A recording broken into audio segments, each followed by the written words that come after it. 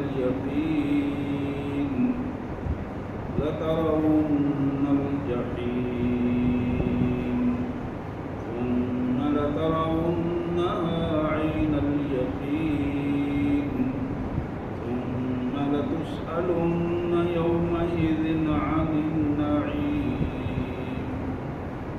آمنت بالله صدق الله العظيم. اللهم صل على سيدنا ومولانا محمد وعلى آل سيدنا ومولانا محمد وبارك وسلم. اللهم صل على جميع الأنبياء والمرسلين وعلى الملائكة المقربين وعلى سائر الصحابة والتابعين وعلى عباد الله الصالحين. اللہ کے پاک کلام قرآن مجید میں یہ 30واں پارہ ہے اور سورہ التکاثر بڑی معروف سورہ مبارک ہے. کئی دفعہ آپ نے اس کا مطالعہ بھی کیا ہوگا، ترجمہ بھی پڑھا ہوگا. قرآن مجید کی چند اہم صورتوں میں سے ایک اہم ترین صورت ہے. سب سے پہلے اس کا سادہ سا ترجمہ اور مفہوم انشاءاللہ پھر اس کے پس منظر مختصر سی بات. اللہ کے مبارک نام سے جو بڑا مہربان، بہت زیادہ رحم کرنے والا ہے. الہاکم التکاثر، تمہیں ہلاک کر دیا ہے ایک دوسرے سے آگے بڑھنے کی دوڑ نے جو دنیا سمیٹنے کے لیے تم لگا رہے ہو. دنیا سمیٹنے کے لیے جو تم دوڑ لگا رہے ہو اور ایک دوسرے سے بڑھ جانے کی خواہش نے تمہیں ہلاکت میں ڈال دیا ہے، تباہی میں ڈال دیا ہے، ذلت و رسوائی میں ڈال دیا ہے، اس دنیا کے اعتبار سے بھی اور آخرت میں بھی. حتی زرتم المقابر، یہ دوڑ تمہاری جاری رہتی ہے یہاں تک کہ تم آخری سانس ختم کر کے قبروں میں پہنچ جاتے ہو. حتی زرتم المقابر. الہاکم التکاثر حتی زرتم المقابر. زمین کے اوپر رہ کر دنیا اکٹھی کرنے کی دوڑ نے تمہیں ہلاکت میں ڈال دیا ہے، یہاں تک کہ یہ سلسلہ جاری رہتا ہے. اس وقت ختم ہوتا ہے جب تم زمین کے نیچے چلے جاتے ہو. کلا سوف تعلمون. میرے بندو، جس طرف تم کر رہے ہو، جو تم سوچ رہے ہو وہ درست نہیں ہے. کلا، ایسے نہیں ہے. سوف تعلمون، بہت جلد تمہیں جان جاؤ گے، بہت جلد تمہیں معلوم ہو جائے گا. ثم کلا سوف تعلمون. ہم تمہیں پھر بتا رہے ہیں کہ ہوش و حواس اپنے قائم کرو، بہت جلد تم جان جاؤ گے کہ جو ہم کہہ رہے تھے وہی ٹھیک تھا. کلا، ابھی کلا کا لفظ تیسری دفعہ آ رہا ہے. تیسری دفعہ قرآن یہ کہہ رہا ہے کہ نہیں، جو تم کہہ رہے ہو وہ غلط ہے، بالکل غلط ہے، کسی صورت میں بھی تمہاری بات درست نہیں ہے. کلا لو تعلمون علم الیقین، کاش کہ تم جان لیتے، صرف بتانے پر ہی تم یقین کر لیتے، تمہیں علم الیقین حاصل ہو جاتا، علم حاصل کر کے ہی تم یقین کر لیتے اور اپنے آپ کو سیدھا کر لیتے. لترون الجحیم، کیا تم انتظار کر رہے ہو اس بات کا کہ تم جہنم کو بھڑکتی ہوئی آگ کو اپنی آنکھوں سے دیکھو تو پھر یقین کرو. لترون، تم ضرور دیکھو گے، دیکھ کر یقین کرو گے الجحیم، بھڑکتی ہوئی آگ، جہنم کی آگ کو. ثم، پھر اس کے بعد جب تم اپنی آنکھوں سے بھڑکتی ہوئی آگ دیکھو گے، اس کے بعد لَتَرَوُنَّهَا عَيْنَ الْيَقِينِ، اس کو دیکھنے کے بعد تمہیں جو تم اپنی آنکھوں سے دیکھ رہے ہوگے پھر تمہیں یقین آ جائے گا کہ ہم جو کچھ کہہ رہے تھے وہ بالکل ٹھیک تھا۔ دنیا سمیٹنے کی نسبت آخرت کو سمیٹنا بہتر تھا۔ ثم پھر اس کے بعد وہ تیسرا مرحلہ جو شروع ہوگا، لَتُسْأَلُنَّ، پھر ہم ضرور تم سے پوچھیں گے۔ یومئذ، اس دن جب تمہیں یقین آ جائے گا، آنکھوں سے دیکھ کر تم جان جاؤ گے، پھر ہم تم سے پوچھیں گے۔ ثم، اس کے بعد ہم پوچھیں گے یومئذ ثم لتسألن یومئذ، اس دن ہم پوچھیں گے عن النعیم، اپنی ہر اس نعمت کے بارے میں جو تمہیں ہم نے دی تھی۔ ایک ایک نعمت کے بارے میں ہم تم سے پوچھیں گے، سوال کریں گے کہ تم نے اس کی کتنی قدر کی، کتنا شکر ادا کیا، کتنی نعمت کو نعمت محسوس کیا، کتنا نعمت کو امانت تم نے محسوس کیا۔ سبحان اللہ و بحمدہ، سبحان اللہ العظیم، نستغفر اللہ و نتوب الیہ، ما شاء اللہ لا حول ولا قوۃ الا باللہ العلی العظیم۔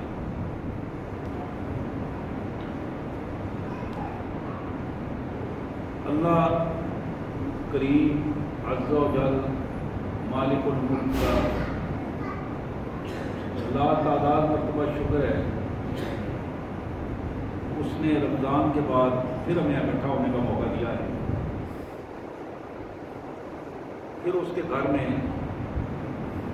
اس کی باتیں سننے کا، اس کا قرآن پڑھنے اور سننے اور سنانے کا موقع ملا۔ ہم اپنے اللہ کا شکر ادا کرتے ہیں، اس کی نوازش ہے، اس کی مہربانی ہے۔ اگر وہ نہ چاہتا تو ہم کسی صورت میں بھی ایک لمحے کے لیے بھی یہاں اکٹھے نہیں ہو سکتے تھے۔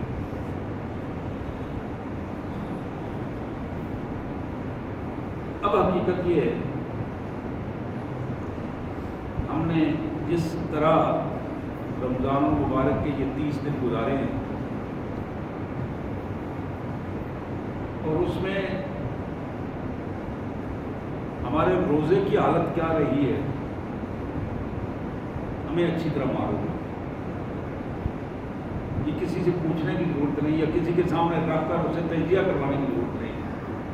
ہمیں معلوم ہے کہ ہم نے اپنے اللہ کے حضور اپنا روزہ کس طرح پیش کیا۔ ہمیں معلوم ہے کہ ہم قیام اللیل کے لیے اپنے آپ کو کتنا تیار کر کے لاتے رہے، کتنی دیر ہم نے خوشی سے قیام اللیل یعنی نفلی عبادت کی، ہماری فرضی عبادتوں میں کتنی باقاعدگی رہی، یہ بھی ہمیں معلوم ہے۔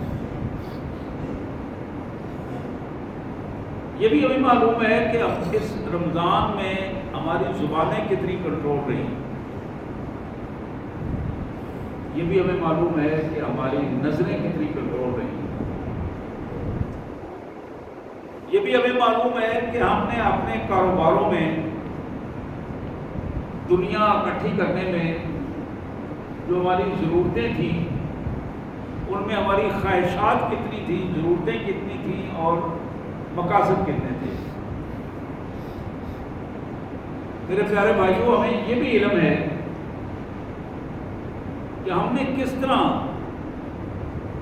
مقاصد کو چھوڑ کر ضرورتوں کو اہمیت دی، اور پھر ضرورتوں کو چھوڑ کر خواہشات کو اہمیت دی، اور اپنی خواہشات کو ضروری سمجھتے ہوئے ہم نے مقاصد سے ہم دور ہوتے چلے گئے، اور ضرورتیں ہماری جو پوری نہ ہو سکی، اور ہم اس کشمکش میں اب رمضان کے بعد شوال میں پہنچے۔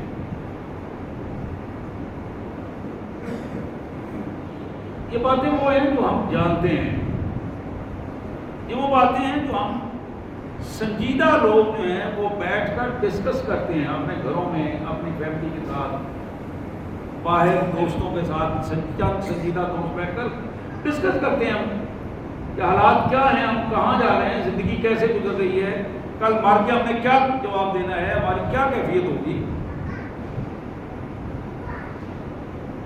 حضرات، ان حالات میں،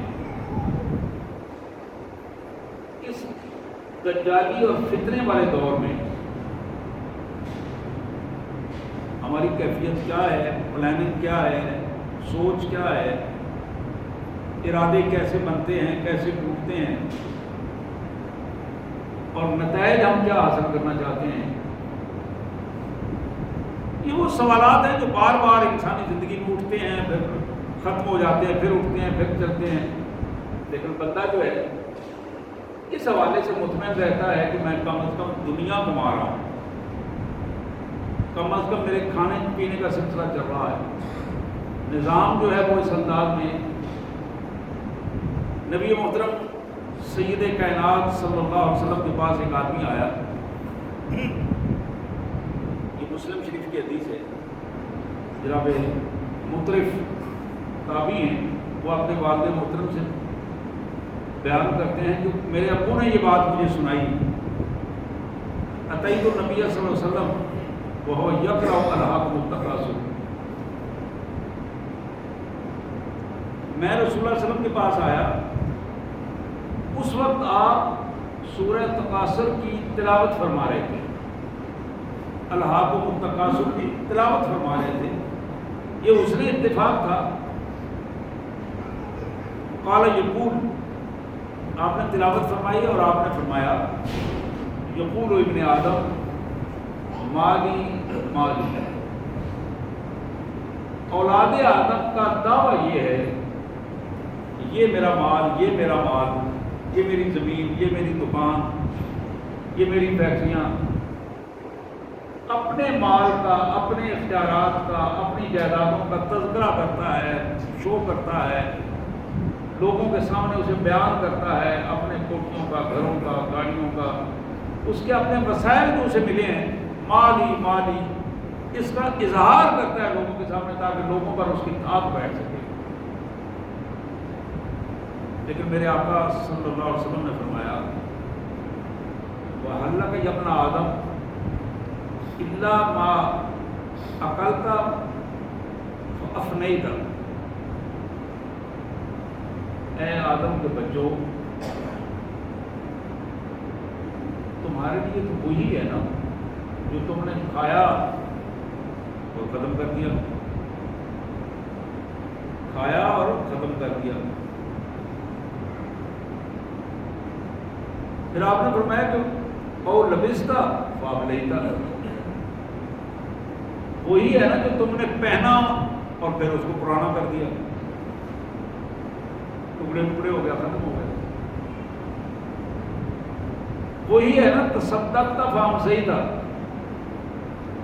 تم نے صدقہ اور خیرات کر دیا، اس کو اپنے لیے بچا لیا. اب یہ تین چیزیں رسول اللہ صلی اللہ علیہ وسلم نے اس سورہ مبارک کے حوالے سے پیش کی کہ دنیا کو اکٹھا کر کے کھانا، لیکن کھانے کے بعد کیا ہے؟ ختم ہو جانا. دنیا کو کا مال و دولت اکٹھا کرنا، پوشاکیں خریدنا، زیادہ سے زیادہ اپنے آپ کو بہتر سے بہتر پوشاک خریدنا، لباس خریدنا، گاڑیاں خریدنا، گھر بنانا، یہ سارا سلسلے بالآخر یہ یہی رہ جاتے ہیں اور بندہ چلا جاتا ہے. لیکن آپ نے آخری جملہ ارشاد فرمایا وتصدقت فامسیت. ہاں، اللہ کی رضا کے لیے اگر تم نے اپنے اس دنیاوی مال میں سے بچا کر اللہ کے لیے خیرات کر دی، اللہ کو خوش کرنے کے لیے خرچ کیا، تو یہ وہ حصہ ہے کہ تم نے اپنے لیے بچا لیا ہے، آخرت کے لیے رکھ لیا ہے. یہ یقیناً تمہیں ملے گا.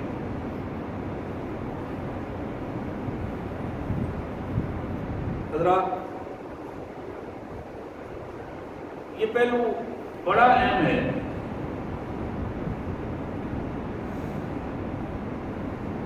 اس موقع پر کہ جب ہم رمضان گزار کے آئے ہیں، ہمیں اس کا ادراک ہو گیا ہے کہ اگر ہم 8, 10, 12 گھنٹے نہ بھی کھائیں پیئیں، ہم اپنی خواہشات نفس پر بھی کنٹرول کر سکتے ہیں، معدے کو بھی کنٹرول میں رکھ سکتے ہیں، ہمارا جسم بھی کنٹرول میں ہوتا ہے. بلکہ بعض اوقات اس کی صحت زیادہ بہتر ہو جاتی ہے، زیادہ اچھی ہو جاتی ہے جب اتنا وقفہ ہو جائے تو۔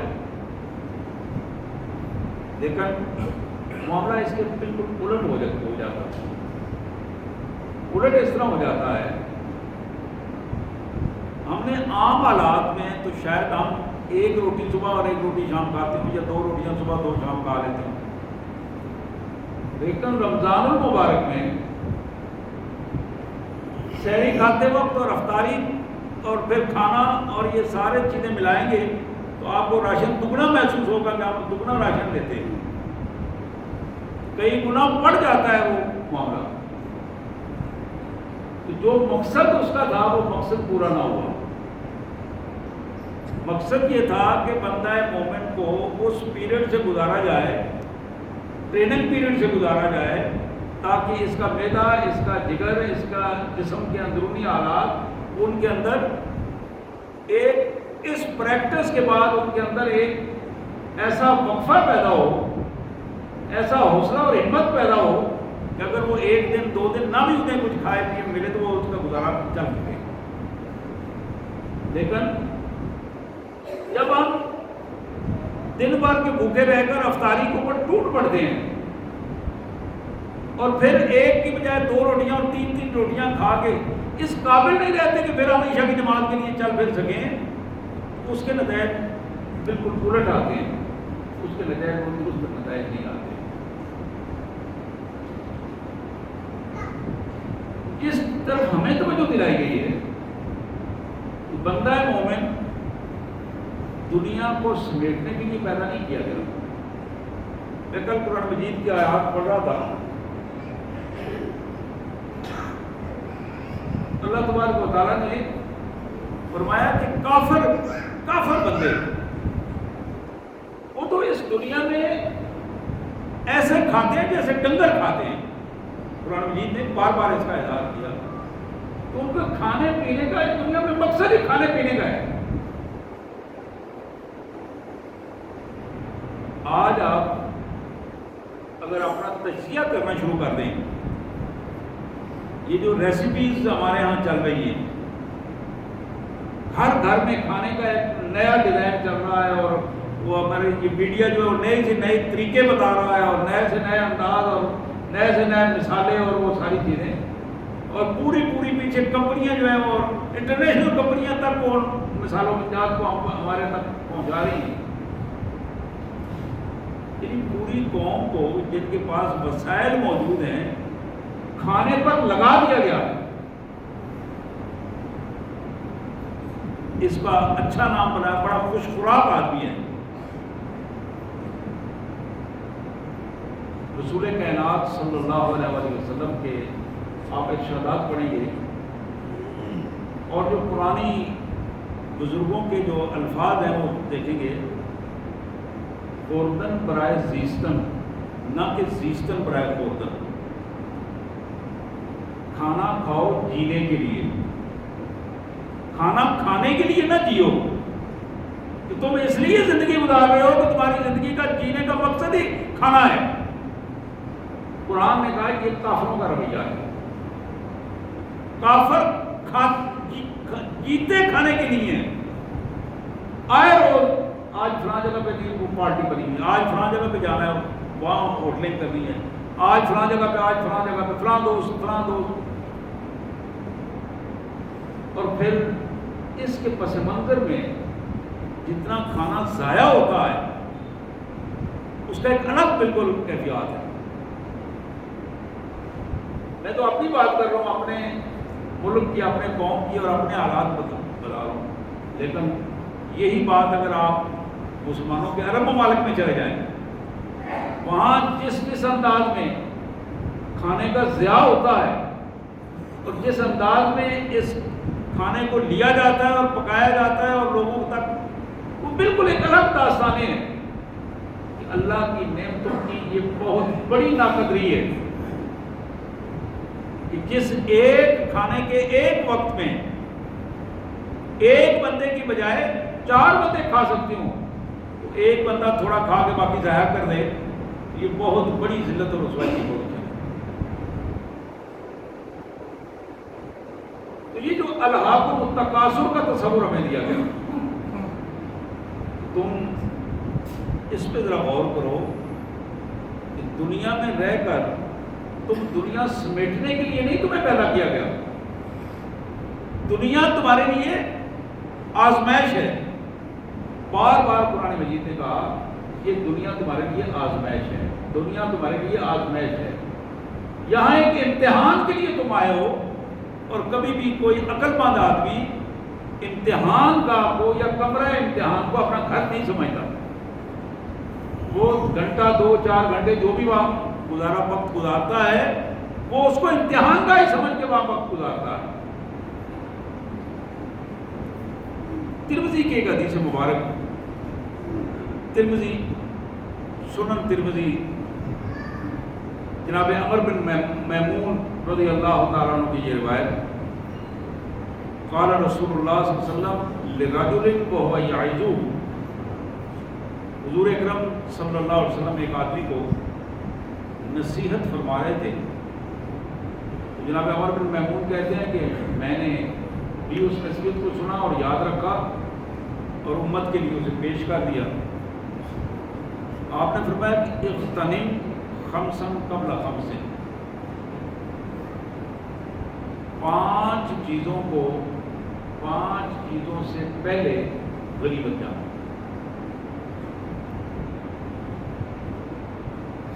وہ ہاتھ سے نکل گئی تو معاملہ ختم ہو گیا.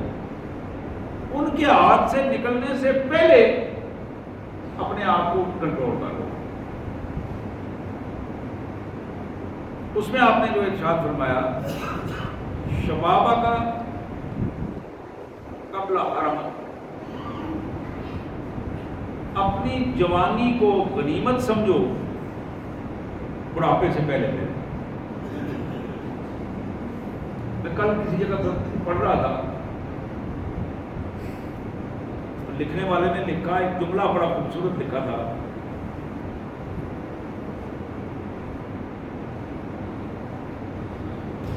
لوگوں جوانی میں اللہ کی عبادت خوشی سے برضا اور رغبت کر لو. میں نے اپنی آنکھوں سے کئی بندوں کو دیکھا ہے کہ جو سجدے کے بغیر نماز پڑھتے ہیں. یعنی میرے جو کرسی پہ بیٹھ کے پڑھے گا مجبوری ہے نا, یعنی کوئی بندہ بھی جان بوجھ کر تو اس معذوری میں نہیں پڑتا, اس کی مجبوری ہے کرسی پہ بیٹھے. لیکن کرسی پہ بیٹھنے والے وقت کے آنے سے پہلے اگر آدمی اپنے اللہ کے حضور عبادت کو جتنا خشوع و خضوع سے کر سکے اتنا کر کے زیادہ سے زیادہ سمیٹ لے.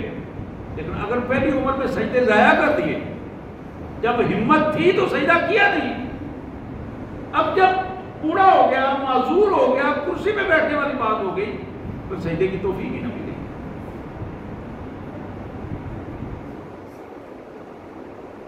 شاید میں نے پہلے بھی ایک دفعہ بتایا تھا کہ ہمارے ایک دوست, بزرگ دوست, ان کے بارے میں ایک ساتھی نے بتایا کہ اکثر ہماری درس قرآن کی محفلوں میں بیٹھتے تھے. کہنے لگے کہ گھٹنوں میں تکلیف ہوئی, عمر 60 سے زیادہ ہو گئی, 70-80 سال کے قریب, نماز کھڑے ہو کر نہیں پڑھ سکتے تھے, بلا اپنی کرسی پہ آ گئے. تو ایک دن اتنا روئے جسے کہتے ہیں نا ڈیگرے مار کے رونا, چپ نہیں ہو رہے تھے, ہچکی بن گئی. وہ ساتھیوں چپ رہ گیا, کیوں؟ کہنے لگے مجھے رونا اس لیے آ رہا ہے کہ شاید اللہ نے مجھ سے مستقل یہ توفیق ہی چھین لی ہے کہ میں اس کو دور سجدہ نہیں کر پاتا, اس کی زمین پر یہ پیشانی لگا نہیں پاتا ہوں. حسرت ہے مجھے اب کہ میں کتنی دیر ہو گئی ہے کہ میں پیشانی اب اللہ کے حضور زمین پر نہیں لگا سکا. یہ اللہ کے رسول صلی اللہ علیہ وسلم نے جو ارشاد فرمایا ہے اس کی طرف غور کیجیے. یہ غنیمت ہے تمہاری جوانی تمہارے پاس, اللہ کی بڑی نعمت ہے کہ تم چل کر بخوبی مسجد میں آئے ہو, کھڑے ہو کر نماز پڑھ سکتے ہو, آسانی سے رکوع اور سجود اور عطیات تشہد بیٹھ سکتے ہو. اللہ کا شکر ادا کرو، شکر ادا کرو۔ اس وقت کو غنیمت سمجھتے ہوئے، زیادہ سے زیادہ اس وقت کو غنیمت سمجھتے ہوئے، متاع سمجھتے ہوئے اپنے اللہ کو حضور اس کو امر بنا دو، ریکارڈ کا حصہ بنا دو۔ آپ نے فرمایا شباب کا قبل حرم، محروم ہونے سے پہلے پہلے اپنی جوانی کو اللہ کے حضور اپنے لیے لگا دو۔ در جوانی توبہ کردن شیوہ پریس، جوانی میں توبہ کرنا، جوانی میں اپنے اللہ کے حضور لوٹ آنا، جوانی میں اپنے آپ کو اپنے اللہ کا بندہ ثابت کر دینا۔ پیغمبروں کا تو یہی طریقہ ہے، پیغمبروں کی یہی روایات۔ وقت پیری گرگ ظالم میں شوق پرہیزگار، بڑھاپے میں بھیڑیا بھی جب شکار نہیں کر پاتا تو بھی ایک سائڈ پہ بیٹھ جاتا ہے، دوسرے الفاظ میں متقی ہو جاتا ہے۔ اس مجبوری سے تقوی اختیار کرنے کی بجائے جب آپ کے پاس اختیارات ہیں، قوت ہے، طاقت ہے، اس وقت تک تقوی اختیار کرو، پھر دیکھو کہ اس کا لطف کتنا آتا ہے، پھر دیکھو اللہ کے حضور اس کا اجر کتنا بنتا ہے۔ میرے آقا صلی اللہ علیہ وسلم نے فرمایا صحت کا قبل سقم، بیماری سے پہلے اپنی صحت کو غنیمت سمجھو۔ پہلی بات تھی جوانی، اس کو غنیمت سمجھو بڑھاپے سے پہلے۔ اب یہ دوسرا ارشاد ہوا صحت، بندہ جوان ہے، اعضاء سارے ٹھیک ہیں، بیمار ہو گیا ہے، اب بڑھاپا تو نہیں آیا لیکن بیماری نے اس قابل کر دیا ہے کہ وہ اٹھ کے بیٹھ بھی نہیں سکتا، بیماری نے اس کا پوزیشن میں بیماری لے آئی ہے، اس کا چلنا پھرنا مشکل ہو گیا۔ اور کبھی کبھی اس حوالے سے وقت نکالا کریں، بڑے بڑے اسپتالوں میں جا کر چیک کیا کریں، دیکھا کریں، سرجیکل وارڈ میں جائیں،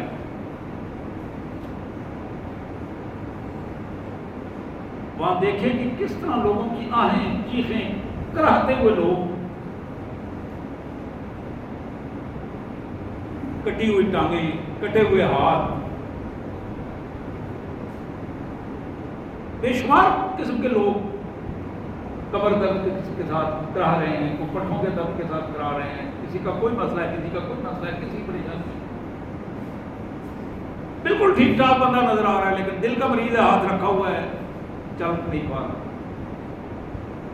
مکمل ٹھیک ہے، نظر نہیں ہے، باقی سارا کام تو ٹھیک ہے، چلنا مشکل ہو گیا ہے، نظر بھی ہے، باقی سارا کچھ ٹھیک ہے لیکن کانوں کی سماعت ٹھیک نہیں ہے، نہیں پتا کہ اس کے پیچھے کیا آ رہا ہے، اچانک چھوٹی چھوٹی بظاہر باتیں، سارا جسم ٹھیک ہے، سارے اعضاء ٹھیک ہیں، آ رہا ہے بندہ، لگتا ہے کہ بڑا خوبصورت نوجوان ہے، 6 فٹا نوجوان ہے، ماشاءاللہ بڑی اچھی صحت ہے، لیکن دماغی طور پر فارغ ہے۔ اب اس کو انسان نہیں کہتے، پاگل کہتے ہیں، انسان ماننے کے لیے تیار نہیں ہے۔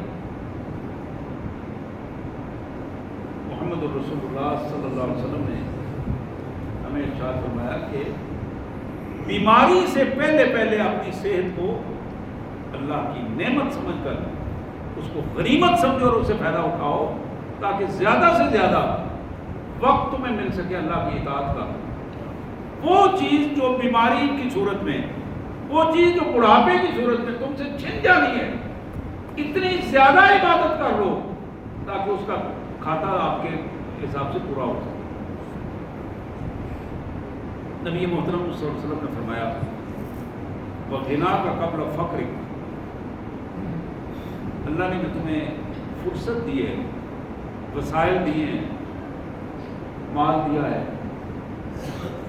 اس مال اور وسائل کے ہوتے ہوئے قبل اس کے کہ تم سے یہ سب کچھ چھین لیا جائے، جو کچھ ملا ہے حلال لو حلال طریقے سے کھاؤ پیو اور اللہ کی حضور خرچ کر کے اس کو بچا لو.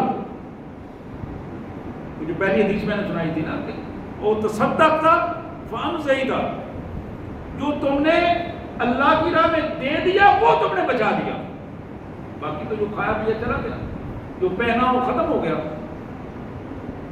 تو یہاں اس کیفیت کو بتایا جو وسائل تمہیں ملے ہیں، ان وسائل کو، دولت کے وسائل کو، اگر آپ ذمہ دار ہیں اپنے فصل کے وسائل کو مختلف حوالوں سے، جو نعمت بھی اللہ نے آپ کو دی ہے، اس نعمت کو جس خوبصورت انداز میں آپ اللہ کی مخلوق تک پہنچا سکتے ہیں اس کو پہنچائیے گا، تو اللہ تعالیٰ کہ ہاں آپ کی وہ کیفیت محفوظ ہو جائے گی. آپ کے اس وقت سے پہلے ممکن ہے کہ اس دنیا میں ایسا وقت آ جائے کہ آپ خود محتاج ہو جائیں. اس محتاجی سے پہلے جب آپ اپنے اللہ کے حضور کچھ دے چکے ہوں گے تو وہ چیز کئی گنا زیادہ اللہ کے حضور تمہیں میسر آئے گی، بجائے اس کے بندہ حسرت سے یہ کہے کہ یا اللہ اگر میرے پاس اتنے پیسے ہوتے تو میں تیرے بندوں پر خرچ کرتا، میرے پاس اتنا مال ہوتا تو تیری مسجد میں دیتا، میرے پاس اتنا مال ہوتا تو فلاں میں میرا غریب رشتہ تھا میں ان تک یہ چیز پہنچاتا. اب ان حسرتوں کے آنے سے پہلے جب چیز موجود ہے اس موجود چیز کا انتظار نہ کرو کہ میں کل دوں گا پرسوں دوں گا، اس لیے کہ کل یا پرسوں کی کیفیت جو ہے وہ ہاتھ نہیں آتی. بالکل ان دو دوستوں کی طرح کے جو جا رہے تھے، اذان ہوئی، ایک دوست نے کہا آؤ ذرا نماز پڑھ لیتے ہیں پھر جاتے ہیں کہیں. تو کہا تم پڑھ لو میں بعد میں پڑھ لوں، میں کل سے شروع کر دوں. یہ نماز پڑھ کے جب باہر نکلا تو اسے اطلاع ملی کہ دوست جو ہے وہ ایکسیڈنٹ میں ختم ہو گیا. اس کو موقع نہیں ملا نماز پڑھنے کا جس نے کل کی بات کہی تھی. کسی کے بارے میں تو کسی ایک لمحے کا، ایک سانس کا کسی کا کوئی پتہ نہیں، جو اندر گیا ہے وہ باہر آنا بھی ہے کہ نہیں آنا. بجائے اس کے کہ ہم اس کا انتظار بھی نہیں، رسول اللہ صلی اللہ علیہ وسلم ہمیں یہ پیغام دے رہے ہیں اس اندر گئے ہوئے سانس کے باہر آنے کا انتظار نہ کرو، اس سے پہلے اپنا فیصلہ کرو اور اپنے لیے اس غنیمت کو مال غنیمت سمجھتے ہوئے اللہ کے حضور سے محفوظ کر دو. پھر نبی رحمت صلی اللہ علیہ وسلم نے چوتھی بات بتائی، وہ فراغ کا قبل شغل. تمہیں اگر فرصت ملی ہے، کچھ وقت ملا ہے، اس